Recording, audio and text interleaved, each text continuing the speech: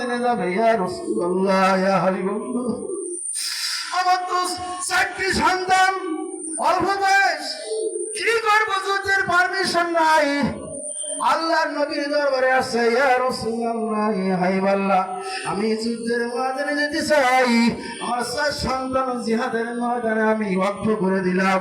আল্লাহর নবী বলেন, না না না, ওদের বয়স হয় নাই জিহাদের ময়দানে ওদের যাওয়ার পারমিশন নাই।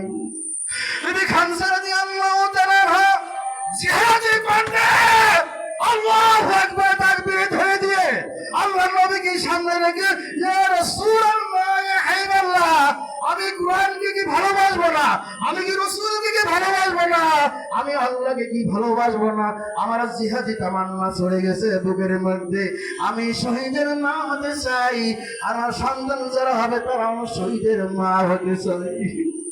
ইয়া রাসূলুল্লাহ ইয়া হাবিবাল্লাহ, উনি ছেলের কাছে অনুমতি চাইলেন। 4 জন ছেলে অল্প বয়স্ক, তোমাদের মতামত কি? জিহাদের ময়দানে কি যাবা? তোমার মা জান্নাতে চলে যাবে, তোমরা কি জাহান্নামে যাবা? এটা কি তোমরা চাও? সন্তানরা বলল, মা তুমি জান্নাতে যাবে, আমরা কোথায় যাব? আমরাও একই জান্নাতে তোমার সঙ্গে যেতে চাই। আল্লাহু আকবার, আল্লাহু আকবার। একেই বলে মা, একেই বলে আর আমরা সন্তান তৈরি করি, মাদ্রাসায় দেবো না, এলেম কালাম শিখাবো না, নভেল নাটক শিখে তারা কবরে যাবে। তোমার কবরের কাছে কি দোয়া করবে?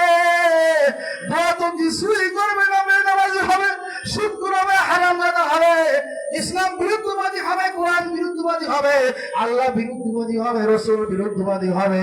ভাইরা চিন্তা করে কবরে যাও, একবার মরণ এসে গেলে আর বুঝার সময় নাই।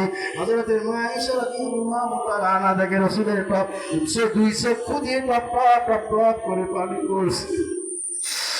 আল্লাহর নবী প্রিয়সালী, আপনি কান্দেন কেন? আল্লাহর নবী কি কথা বললেন? লা কুনা আবদান শাকুরান, আমি কি আল্লাহর শুকরগুজারি বান্দা হয়ে কবরে যাব না? আমি কি আল্লাহর শুকরগুজার বান্দা হয়ে কবরে যাব না? হযরত খাদিজাতুল কুবরা রাদিয়াল্লাহু তাআলা আনহার কথা মনে পড়ে যায়।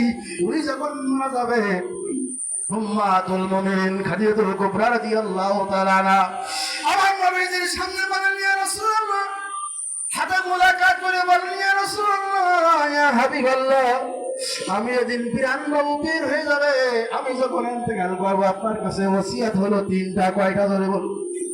আমার দ্রুত কাফন দাফনের ব্যবস্থা করে